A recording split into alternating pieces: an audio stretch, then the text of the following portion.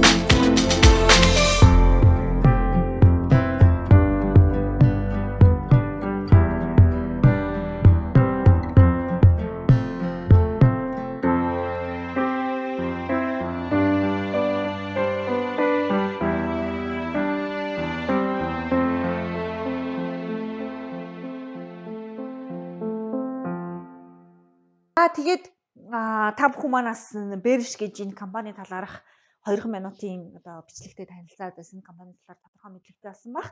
За одоо би та хэдтэй энэ микро элемент, эрдэс бодис гэдэг ямар чухал болохыг одоо ойлгуулахын тулд одоо ямар үгээр өгүүлбэрээр илэрхийлвэл одоо ойлгож болох болоо гэж ингэж маш их хайсан. Ингэж хайсаар агаад одоо Linus Carl Pauling гэж Нобелийн 2 удаагийн шагнал доктор Америкийн нэгдсэн улсын химч, минералог буюу одоо эрдэс судлаач хүний ямар нэгэн өвчин болон эмгэг үүсвээс хариуг нь микро элементийн дутагдлаас хаагаарай гэж хэлсэн одоо энэ үгээр бол ойлгуулахыг хүсэж байна. Ер нь бол одоо биднэрт D аминзим, А аминзим тэ одоо өөр юу гэдэг Б бүлгийн аминзим за микро элементүүд буюу одоо бидний цайр, селен дутагдлаа гэд өнөөдөр бид нар ухаан алдаад унчихгүй.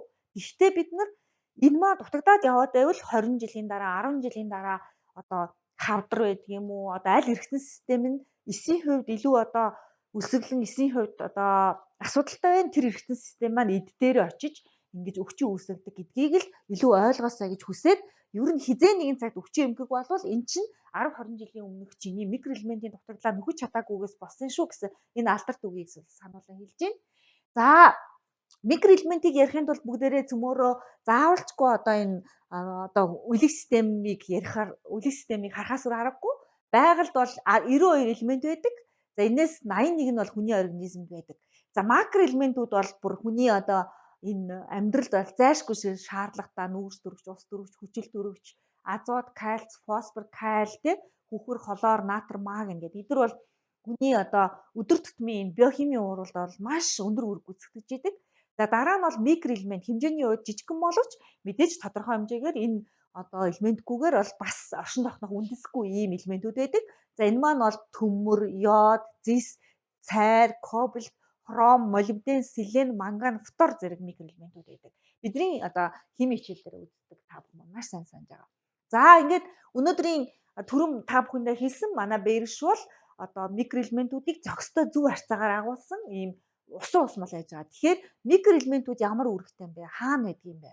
За микро элементүүд бол биеийн бүх шингийн эд эсийн бүтцэд ордог. За түүнээс гадна булчин, зүрх судас, дархлаа, мэдрэлийн болон бусад системийн хэвийн үйл ажиллагаанд зайлшгүй шаардлагатай байдаг. За ер нь бол энэ нийлэгжилт, синтез, бодисын солилцооны энэ процессууд, цус үүсэх, хоол босруулах, энэ бодисын солилцооны бүтээгдэхүүнийг нийлүүлэх буцаагаас харамжуулахад оролцдог. За зарим микро элементүүд бол дааврын найрлаганд ордог. Жишээлбэл йод, тироксин дааврын найрлаганд, цайр бол инсулин болон бэлгийн дааврын найрлагад оролцож эдгээрийн үйл ажиллагааг мэдээж үйл ажиллагаа нь найрлаганд нь орж байгаа юм чи үйл ажиллагааг тодорхойлох нь тодорхой тий. За түүнээс гадна зис, цайр, манган, кобальт гэх мэт одоо энэ биохимийн энэ урвалын одоо хурцсуур болж өгч идэг катализатор гэж ярьдаг тий бид нар энэ болж өгдгөөрөө чухал ач холбогдолтой байгаа. За ер нь микро элементүүд нь өөрөө организм нийлэгддэг үү? Зөвхөн хоол тэжээлээр ус агаараас авах боломжтой байдгаараа бол за витаминтай нийлэн төстэй юм тий.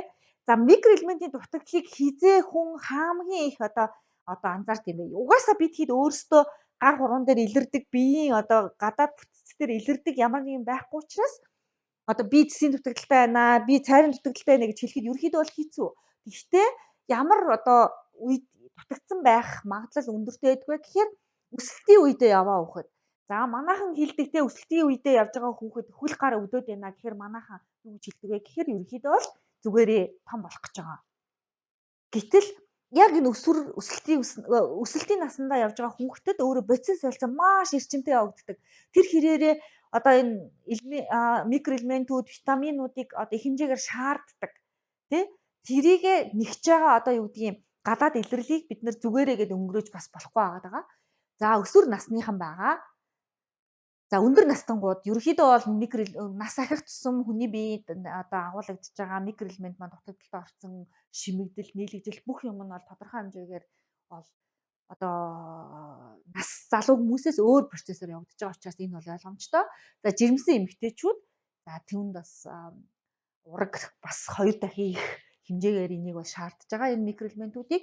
За хөхүүлэгчүүд, за ходоод гэдэсний замын архаг өвчтөй хүмүүс, за тамирчид, за энэ бол одоо физикийн хувьд физический ийм нөгөө ачаалттай хүмүүс болохоор ерөөхдөө бол энэ тэр хэмжээгээрээ микроэлементийн дутагдалд орох нь байдаг. За түүнээс гадна мэслийн дараах нөхөс сэргээлтийн үе өвчтөнгүүд микроэлементийн дутагдлыг илүү мэдэрдэг гэсэн. За хизээ мэдэгдэх вэ? Би түрүүн хэлсэн хин ч одоо өөрийгөө цайрын дутагдaltaй, цэсийн дутагдaltaй гэдгээ бол мэдхэд хэцүү гэж тэ. За тэгэхээр бие махбодын хувьд хит их ачаалал одоо механик хит их ачаалал, оюуны хит их ачааллын үед ерөөхдөө бол дутагдлаа бол мэдэрч болно. За түүнээс энэ тэнцвэргүй хоол хижээл буюу одоо цагаан хоолтон байж болж юм тий. За түүнээс гадна зөвхөн нэг төрлийн хоол иддэг одоо ийм одоо үеийнхэн гэх юм уу ийм хүмүүс ээж болж байна. За одоо стресс тогтмол ингээ хамрагдаад стресс өртөөд яваад байвал энэ маань бол микроэлементийн дутагдлаа илүү мэдэрнэ. За түүнээс гадна бид нар ярьдаг хаврын ядаргаа ер нь бол энэ улирал хоорондын шилжилтүүд намраас өвлөөс хаврын шилжилтүүд. За бид нар мэдж байгаа энэ шилжилтүүдийн үед бид нар байгалийн одоо эсвэл одоо хиймэл гэрлийн дор маш удаан байжгаад өвлийн нөхцөл. За дараа нь байгалийн гэрэл нэмэгдэж хүчил төрөгчийн одоо хүчил төрөгчийн хангамж нэмэгдснээрээ организм тэрэндээ тасан зохицох гэж тодорхой хэмжээний одоо тасан зохицлын энэ үе шатууд адаптацийн үе шат явагддаг тийм. Энэ үеүүдэд бас организм айгүй их мэдэрч тэрийг бол илүү их одоо эмзгээр хүлээж авдаг гэх юм уу. За түрүүн би хэлсэн манай бэрш бол шаардлагатай микроэлементийг хангалттай хэмжээгээр зөв харьцаатайгаар агуулсан усан ус мал. Хүмүүс маш их асуудаг спиртэн ус мал юм уу гэж. Үгүй энэ маань бол усан ус мал байгаа. За ингээд 30 мл 100 мл-ийн хэмжээтэйгээр бид нар зах зээл дээр нийлүүлж байгаа. За найрлаганд нь төмөр, цайр, манган, зис, молибден, селен, хорон, фтор агуулгаддаг. За гадаад одоо анх дэгч болон хоёр дэгч хайрцаглалтын савлгаан дээр бүх одоо савлгаан дээр нь монгол хэлээр одоо хэрэглэх зааврыг оруулсан байдгаараа нэлээд онцлогтой байж байгаа. За хамгийн гол элемент бол бид бараг л макро элемент гэж хэлж болохоор элемент бол төмөр байгаа. Төмөр агуулдаг учраас хүмүүс төмөр амтагддаг гэж хэлдэг. Төмрийн амттаа гэдэг хүмүүс жоохон дургүй байдаг. Одоо төмөр агуулж байгаа юм чинь амтагдахаас ч өөр яах вэ те? Тэрийг цөмөөрөө харин яаж засаж ууж болох вэ гэдэг дээр манажуулагч нар бол харин гой зөвлөгөөнүүд өгөх хэрэгтэй. За төмөр бол угаасаа та хэд маань мэдж байгаа. Гемоглобины найрлагад оролцдог. Энэ маань өөрөө хүчил төрөгчийг зөөвөрлөхөд хамгийн чухал үүрэгтэй. За түүнээс гадна витамин C-ийн оролцоотой явагддаг ихэнх одоо энэ биокатализм процесс буюу фермент биохимийн урвалд оролцдог. За эсийн ялгаатай байдал, за энэ эсийн одоо өсөлтийн чухал бас нэг хүчин зүйл нь төмөр байдаг. За тархлааны үйл ажиллагаанд шаардлагатай ферментийн хурцгуур байдаг. За төмрийн дутагдлын талаарх слайд энэ дараагийн слайд. Ерөнхийдөө бол дэлхийн эрүүл мэндийн байгууллагаар 4 тэрбум орчим хүн ямар нэг хэмжээгээр төмөр дутагдана гэдэг маань цус багталтын төмөр дутагдлын цус багталтанд орох магадaltaй тийм цус багталтанд орно. За Монгол төмрийн дутагдлын судалгаа байдгүй гэж асууж магадгүй тэгвэл байдаг. За 2017 онд хийсэн хүн амын хоол хижээлийн 5 дахь судалгаан дээр ерөнхийдөө бол Монгол хүнийг хүүхэд, жирэмсэн эмэгтэй, ахмад гэсэн ийм 3 юугаар бол судалсан байгаа. Тэгэхээр та хэд манаас дэлгэрүүлээд гоё энэ судалгааг үзээрэй. Энэ маань бол хамгийн сонирхолтой энэ судалгаан дээр бол эрэгтэй хүмүүсийн дунд төмрийн дутагдал ажиглагдаагүй Монгол улсад ийм сонирхолтой судалгаа хийдэг шүү. Та хэд манаас үзээрэй. За цайрыг бол бид нар анх одоо бэршиг оруулж ирээд бас айгүй олон жил болчлоо шүү дээ. Би андуураагүй бол 12 3 оноос хойш бараг оржсэн. Тэгэхээр бараг 10 жил болж байгаа. Энэ үед бид нар цайрын талаар ярихад хүмүүс бараг ойлгодгүй цайрын талаар мэддэггүй байсан 10 жилийн өмнө.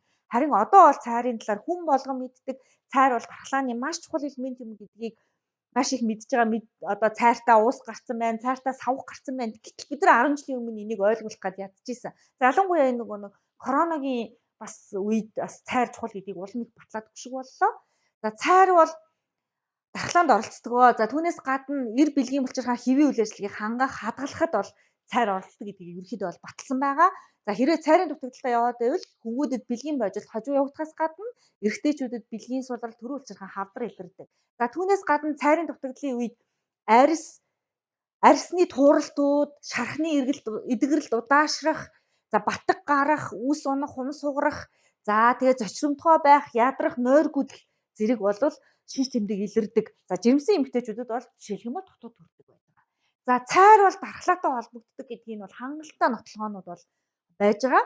Лимфоцит болон моноцитүүдийн идэвхтэй байдал нь цайрын агуулмжаас ихээхэн хамаардаг.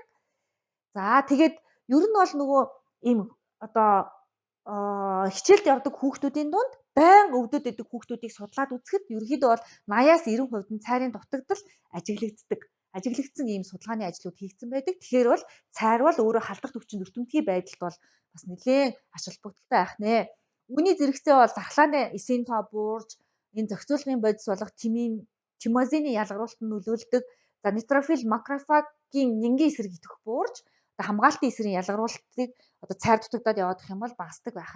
За хамгийн гол хоёр элемент нь бол төмөр цайр байх нь. За түүнээс гадна манай бээршид манган, зис, молибден, селен, хром, фтор зэрэг микроэлементүүд байдаг. За эдгээр микроэлементүүд бол эртэн тогтолцоонд бол зайлшгүй шаардлагатай. За зисийг бол бид нар мэдж байгаа антиоксидант үйлдэлтэй. За ийм учраас бид нар манай өвөг дээдс маань эртнээс мэдж зис аяганд зис аяг хэрэгэлдэг те эсвэл зис аяганд хоноос усыг уудаг ч гэдэг юм уу ингэж мэдчихсэн ба эртнээс. За дархлааны байдал тодорхой хэмжээгээр оролцдог, гемоглобины нийлэгжилтэнд оролцдог, ферментийг идэвхжүүлдэг ийм микроэлемент байж байгаа. За манган бол антиоксидант үйлдэлтэй. За бусад метаболизмын энзимүүдийн үйл ажиллагаанд оролцдог. За селен бол мэдээж энэ бол дархлааны бас нэг микроэлемент байж байгаа. Та нар баруун мэдж байгаа. За хром бол нүрсэс бол өөгцсний бодис солилцоонд чухал үүрэгтэйгээр оролцдог. За ийм байж байгаа. Молибдин болохоор бас чухал үүрэгтэй ийм ферментийн хурцгуур байж байгаа. За фтор бол бид нар мэднэ яс болон шүдний метаболизмд оролцдог. За энэ шүд хорхоотох, эрдэсгүйжих, за буцаагаад эрдэсчих энэ процессд үндсэндээ оролцдог ийм микроэлемент байгаа. Тэгэхээр бол хүний биедний шаардлагатай эдгээр микроэлементүүдийг агуулсан байх нэ. За тэгвэл ингээд микроэлементүүдийг агуулснараа бэрш маань ямар үйлдэл үзүүлж байгаа юм гэхээр дархлааны системийг дэмжиж эрүүл байдлыг хадгалнаа. За хагалгаа болон өвчлөлийн дараах эдгэрэлт тэнхрэлтийг дэмжнэ. Бие махбодыг эрчимжүүлнэ. За хорт хавдраар өвчсөн өвчний эдгэрэлтийг түргэсдэг. За ийм үйлдэлтэй учраас бэрш туслыг юунд хэрэглэх вэ гэхээр дархлаа дэмжих үед. За ханиу томоо. За ялангуяа бидний хэлбэр инфлюенса улиралд гардаг томоогийн дэгдэлт те энэ үед хэрэглэх нь байна. За мессасл болон гэмтлийн дараа нөхөн сэргээх зорилгоор хэрэглэх нь байна. За ер нь бол эн чинь өөрөө Унгарын би таадад хэлсэн домог болсон ийм бүтээлээ гэж те. Тэгэхээр Унгартай ингээд судалгаа байдаг. Ер нь бол бэрш худалдаж авсан хүмүүсийн ихэнх хувь нь бол харин хавдрын эмчилгээний үед хэрэглэж байгаа ийм судалгаа байдаг. Харин Монгол улсад бол ихэвчлэн өршлийн сэргийлэх зорилгоор уу дархлаа дэмжих зорилгоор хэрэглэдэг. За хавдрын эмчилгээний үед яагаад хэрэглэж байгаа юм бэ гэхээр мэдээж хавдрын эсрэг бол үйлдэл үзүүлэхгүй. Гэхдээ хавдар маань өөрөө микроэлементийн энэ метаболизмыг өөрөө маш их хурдсагдаг. Өөрөөр хэлэх юм бол хавдрын эмчилгээний үед организмаас гарах микроэлемент маань ихсчдэг. Тэгэхээр бид нар тэр микроэлементийг нөхөхөд бол зайлшгүй чухал ач холбогдолтой. За ялангуяа хавдрын эмчилгээний үеийн хийм болон туяа эмчилгээний дараах микроэлементийн алдагдлыг засахад хэрэглэх нь байна. За тэгээд эрүүл мэндийн байдал сул ядаргаа сүлдаатай үед, нойр гүдэх үед, хоолны дуршил буурах үед, хоолны дэглэн барих үед бол бэрш туслыг хэрэглэх нь. За бэрш туслыг хэрэглэсэн өөрийн хувийн туршлагаасаа хэлэх юм бол та эдтэй. За бэршийг хэрэглэсний дараа бол нойронд бол бүр эрс сайжирнаа. За энийг бол маш олон хүн дээр бол баталсан байж байгаа. За ялангуяа энэ нас ахигдсан хүн чинь ерөнхийдөө бол бид нар мэдж байгаа миний ээж аав эмээ өвөө настай хүмүүс маань ер нь бол ийм нойронд муу сэргийг те за хангалтаасаа амарч чаддаггүй болсон байдаг бол бид нар бэршийг өгснөөрөө дархлаагийн дэмжээд бас тэр нойр гүдлийг засаж чадах нэ. За дараа нь бол хоолнд бол оруулдаг, хоолны туршил сайжруулдаг. За энэ бол хэрэглэсний дараа бол хамгийн ихэнд ажиглагддаг ийм бэлтгэл байгаа. За тэгээд бэрш маань өөрөө микроэлемент те бид нар юу гэдэг юм би 40 нас хүртлээр микроэлементтэй хангалттай хэмжээр нөхөж чадаагүй учраас нөхөж байгаа учраас нэг 7 хоног 10 хоног хэрэглээд энэ маань бас харсангуйгаар нөхөхгүй шүү. Тийм учраас сар хэрэгжилж иж бас үр дүнгээ өгнө гэдгээс та хэд маань бас өвчтөн үйлчлэгчтэй хэлж яваарай. За ингээд бэршийг ерөөхдөө бол яаж хэрэглэх юм гэхээр за өөр дээр нь бол Монгол заавараа манай журагч нар маш сайн мэдж байгаа 20 насан туршид 27 туслаар өдөрт 2 удаа хэрэглэнэ. За яг хөө энэ дээр бол арай илүү нарийн бичсэн байна. Өршлийн сэргийлэх зорилгоор бол 40 кг-аас дээш жинтэй бол 2 удаа 20 тусал. За эмчилгээний зорилгоор бол 20 туслаар өдөрт 3 удаа буюу 60 туслыг ууж болох нэ гэсэн. Ингээд та хэд маань бас энэ юундаа тохируулаад өчтөн ямар зорилгоор худалдаж авч байгаа эмчилгээний зорилгоор юм уу урьдчилан сэргийлэх зорилгоор юм уу гэдгийг хараад энэхүү зөвлөгөөнүүдийг өгж болно. За түүнээс гадна хамгийн алтан дундаж бол 27 туслаар өдөрт 2 удаа ийм насан туршидын тун байж байгаа. За тэгээд та хэд маань анхаарах юм бол ерөөхдөө бол практик дээр юу ажиглагдсан гэхээр ялангуяа өлөн үедээ одоо уух юм бол дотор муу хоорих, одоо бөөлж их огих гэсэн иймэрхүү шинж тэмдэг ажиглагддаг байгаа. Тэгэхээр тэгээд энэ төмрийн агуулмжтай учраас өглөө үедээ уух нь бол зохимжгүй. Хоолоо идсэний дараа одоо уул зүгээр шүү гэж бас үйлчлүүлэгчтэй хэлж өгөөрэй. За ингээд 50 мл шингэн. За шингэн гэдэг маань ерөнхийдөө бол төмрийн шимэгдэлтийг витамин С маань дэмждэг учраас дээр нь төмрийн одоо амтыг арилгахын тулд жимсний жүүсэнд холж уувал илүү сайн шүү, зүгээр шүү гэж та хэд маань бол анхааруулга өгж байгаагаа. За тэгээд бас нөгөө бээршийг та хэд маань бас мэднэ тий.